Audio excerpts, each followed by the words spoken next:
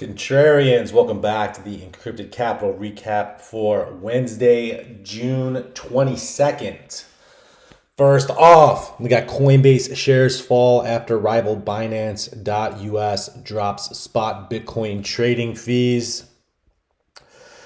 So basically it says Coinbase shares fell on Wednesday after rival crypto exchange Binance dropped certain trading fees for customers. It says the U.S. affiliate of the largest crypto exchange in the world by trading volume said it would allow users to make spot Bitcoin trades for the U.S. dollar and stablecoin Tether, USD coin, and Binance USD without paying spot trading fees. So we'll go over here. We'll take a look at Coinbase real quick.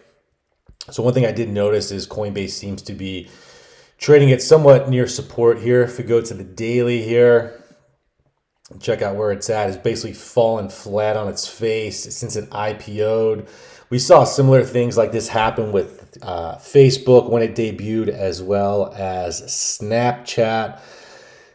Basically, a lot of people were getting into the stock because they saw the potential, but sure enough, it went ahead and pulled a U-turn. And now, the drop just in Coinbase alone here, if you invested at the top thinking that it was going to change everything for the crypto space, you'd be sitting at an 88% loss right now. So in my opinion, as a trader, not investment advice, but you want to buy as far away as possible from the all-time high. So if I were to go ahead and consider picking up this asset, I think anything around 40 to 50 bucks would probably be a steal.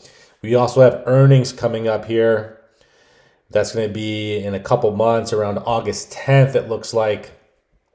So it wouldn't surprise me if we get a nice little boost here around August, seeing as we've been in a straight decline, like I said, since the IPO. If Coinbase puts up some numbers and turns this thing around, it could be a pretty decent catalyst here for the crypto market as a whole. As mentioned in the last update, I'm not completely sold that the bottom is in. We had this news come out, though, that actually did make a case for it. It says Proshares is launching a short Bitcoin ETF this week. And this is massive news because you got to think Bitcoin has dropped 73% since the highs.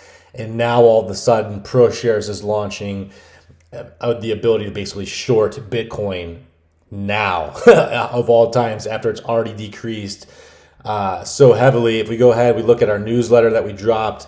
This was in our free newsletter that we have. We basically went ahead and stated that this was taking place after the 73% drop. And what happened last time, back on December 17th of 2017, when Bitcoin debuted on the world's largest futures exchange, basically allowing people to go ahead and long the asset via ETF.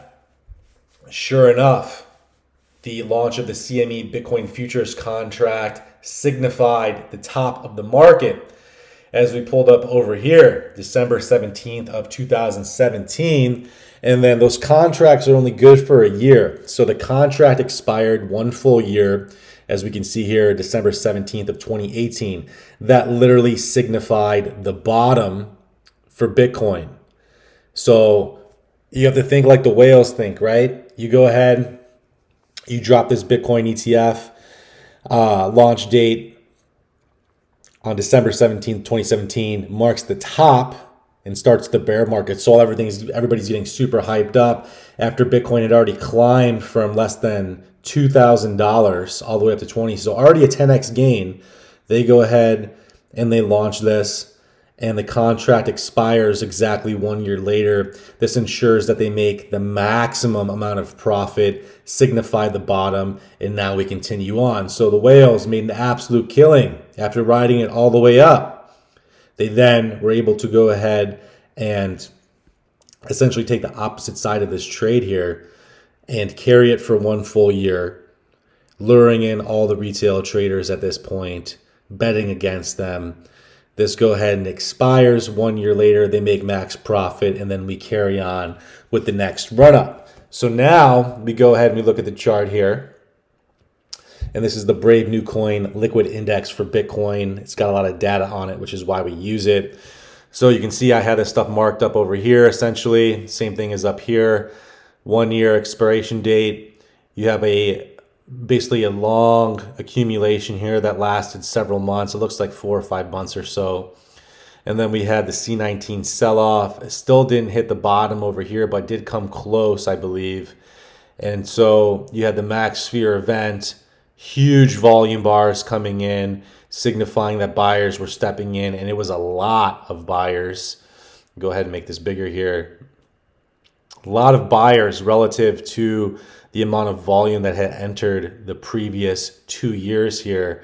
So this is what we're going to be looking for when the bottom comes in for Bitcoin. Now, the short ETF launches, as mentioned, after the 73% decrease, right around support, which is exactly where the top was back in 2017, back in December when they launched the original Bitcoin ETF here. So we're now testing support here. A lot of buyers are going to be holding this price level, and it wouldn't surprise me if we do get the violent swing down, to 17K or so, a very quick wick. We actually put this out as well, kind of where we thought this may go, but we have the 73% drop.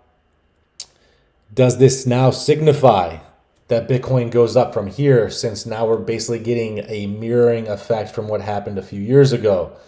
So 2017 BTC falls on its face. So does this signify that we're at support? It wouldn't surprise me if we do drop down to capture a bunch of liquidity and then make our way up. It has yet to be seen, but it makes logical sense that now they're giving traders the ability to short this asset. And now, again, they can go ahead and take the opposite side of the trade, go long when the average Joe goes short, and capture massive gains on the rally back up here, assuming that we get that and the altcoins go ahead and take off. So things to note and consider. But if the bottom is not in, I have a feeling we are very close to it. I do not think we're going to fall much lower than 17K unless it's a very quick wick to capture the liquidity. Talking like an hour or two to really freak people out, close out everybody's positions, wipe out all the longs, the people that entered prematurely, and then go ahead and continue on. So those are the things that we are looking at. If you guys want to sign up for the free newsletter, you guys can get this stuff as well. Check it out. We got some really good info in here. Now, we'll go on to the Bitcoin price rises to 20.7K as Fed's Powell says more rate hikes are appropriate. So one thing we did notice too, that Barry Silbert stated that he was buying around $20,000. That was another reason why we weren't quite sure the bottom was in just yet, because normally these whales do accumulate silently and they're not going to go ahead and post, hey, we're entering here, everybody else jump on. It's not really how it works in our experience here. It says, though, that Bitcoin checked losses while U.S. equities drifted down on June 22nd as the Federal Reserve kept quiet on monetary policy. And so it says data from Cointelegraph, Markets Pro, and TradingView showed BTC USD hovering near 20,500 at the June 22nd Wall Street open. So like I said, could we dip a few $1,000s lower? Yes, we really are going to be looking for that huge buy volume coming in, which I do not believe we have actually seen yet. So there's one of two options. The bottom is in, they're quietly accumulating, and there's not crazy price movements, not crazy volumes just yet. Or we do still need that extra drive down. I'm not a wizard. I do not know which way it's going to go, but those would be the two options here. And look at this ugly ass sweater. Why are you promoting this on this page for me? I have no idea. All right. Capital gains from Bitcoin estimated to be $30 billion. It says U.S. holders of Bitcoin generated about $30 billion worth of capital gains in 2021 alone, which if all successfully taxed at the 15% rate would mean $4.5 billion in additional government revenue. Important to note here when you guys are cashing out.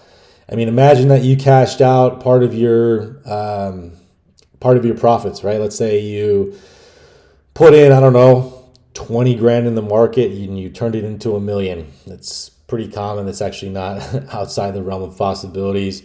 But if you did go ahead and cash out, 500 grand worth, let's say you pulled out half, you got to make sure that you pull out more to cover at that time, because now if you pulled out those capital gains and you spent all that money, let's say you bought a house, 500 grand, whatever, you still owe that 15% cut. And if you didn't pull out, well, now you got another $500,000 or so. And that could have been $500,000 at the max price, but now it has dropped significantly, let's say 73%. Well, now you got to cash out even more of your crypto because you didn't pull out all of it when you should have. So keep that in mind. If you're pulling out 500, probably a good idea to pull out 650 just to cover your ass for those taxes, because trying to go pay your tax bill in a bear market and then you got to cash out more crypto, I mean, that could wipe out a majority of what you still have left. So keep that in mind. Obviously, consult your accountant. I'm not one.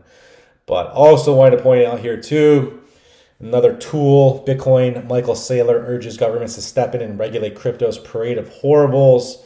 He's basically saying that 19,000 cryptocurrencies and digital tokens in circulation must be viewed as unregistered securities, but for some reason Bitcoin is not, because apparently there is no creator, there's no issuer, there's no management, there's no employees, no product cycle, blah, blah, blah. Very touchy subject. I don't know. If you're going to say Bitcoin is not a security, there's going to be a lot of other ones that are not securities as well that have very similar qualities and properties to Bitcoin. And just because there's no public acknowledgement of an issuer doesn't mean that a country, government, or other entity did not create it. And also got to keep in mind too, where are all the miners at? Where were all the miners at for a majority of Bitcoin's life cycle? That was in China. So one could make the argument it's very possible and or probable that China has a large part to do in the actual creation of Bitcoin. You got to think, why are all the miners over there? Yeah, they make all the chips and whatnot. So I guess it'd be very easy for them to start it up. But I tend to think that this is a coordinated creation. If you know anything about DARPA and how the internet was created, it's basically created by the military. And that could be, I should say this now, Bitcoin could be considered the internet of value. So one may have to think and or assume that it is very possible and plausible that this is created by a military, some sort of CIA or something similar to that, given that we are dealing with the internet of value here. And what better way to get people on board with a digital currency that can be tracked, traced, and controlled than by letting the public think it's their idea, that it's a good idea. Private transactions can't be traced on the blockchain. Well, we all know that to be false now. Bitcoin is slow, it is not fast, and they can track, trace, and tax your ass on it, and you're expected to pay. So just think, if you're moving all that money off Coinbase into your wallet and vice versa, moving your money from your Bitcoin wallet to Coinbase, and you're registered on that website like you're supposed to be, right? You got to be registered. You got to have all your info, your driver's license, proof of your identification. Well, if Coinbase knows who you are and they know the wallet that you always bounce your money out from, guess what? They know that you own that address, and that defeats the whole purpose of cryptocurrency. Does it not? I believe it does. So while there are people that can use mixers and are very intelligent when it comes to that, computer programmers and whatnot, your average Joe, mom and pop, does not go ahead and send their Bitcoin to a mixer to bounce it out to an exchange to hide and mask their address. It's not what they do. So they will capture a large amount of taxes due to this very reason that I am stating here, which is why Monero looks like a great idea to me. It actually does offer private encryption, private transactions, what Bitcoin was supposed to be and no longer is. So keep that in mind. And also keep in mind, Michael Saylor is a tool and should not be trusted. Also want to note, he said that, let's go back here to the tool. He said, mainstream financial institutions won't touch an asset like Bitcoin because of the slime that gets onto the asset class from all the unregistered securities. This guy is just full of shit. I hate this guy so much. Go ahead and look at Fidelity here. Fidelity is one of these institutions that he's talking about. They're reiterating the belief in crypto despite the market downturn. You also have UBS. involved in the game. They were one of the ones that funded the core to blockchain, one of 9 banks, 2015, 7 years ago. These guys know what they're doing. They're here. They see what's going on. They know that Bitcoin was the way to entice the average Joe into digital currencies, but it will soon be swapped out by their digital central bank digital currencies, the assets that they approve, that they want you to use, that you will be able to be taxed on every single transaction by utilizing their currencies that they deem acceptable. Keep in mind, all they have to do is just shut down the on and off ramps for these assets, similar to how most exchanges did that with XRP. Now, once the settlement takes place, if we do get one and it favors XRP and Ripple will be the only company with the only asset with the green light from regulators. Very, very important, which is why we have stacked and packed our bags. We are ready for this. Now, also want to point out here, crypto crash survivors could become tomorrow's Amazons. BOE says. It says UK central banker compares crypto crash to .com bubble. Consultation on digital currency due by end of year.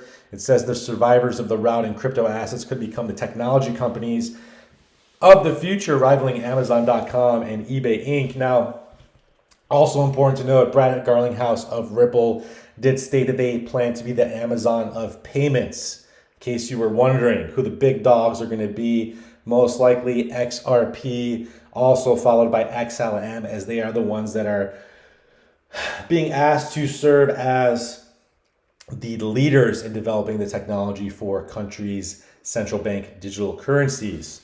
So, if you are in crypto, do not be scared by the downturn, because what you guys should be focusing on is this.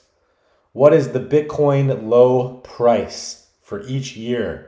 Let's rattle it off here. 2012, it was $4. 2013, it was $13. 2014, $306. The only time it actually ever went backwards was in 2015, where the all-time low was 185. But since then, it has continued climbing. 2016, $360. 2017, $779. My phone's going off. Scam likely. Fuck out of here. 2018, $3,237. 2019, $3,399. 2020, $5,014. And the big, massive gain here went from $5,000. The low of 2021 was $28,723. So do not focus on the highs. Focus on the lows for the year and see how far you have come. This is from Paxful.com.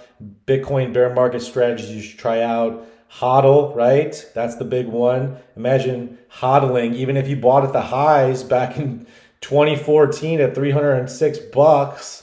If you waited 3 years, you made more than 300% on your money. Absolutely epic. If I recall properly, the average ROI on Bitcoin, if you held since its inception, you're looking at about a 200% return year over year. So HODL, dollar cost averaging, something that we talk about on this channel all the time. If you bought high and you got some dry powder, buy lower. You know, you can buy the dips if you have the macro long-term perspective on cryptocurrencies. You know what you're invested in. You can see how this stuff is all going to play out over the course of the next 5 to 10 years. You can average down and give your family some epic gains in crypto if you're willing to wait it out. As mentioned, even if you buy high, you can still lower your average entry price as long as you have the macro view and you don't need your money right away and you're dealing with money that you can afford to lose, right? Buy the dip, etc., etc. Now that we got that out of the way, I found this. It says Bitcoin miners sold their entire May harvest report. This was a very interesting chart.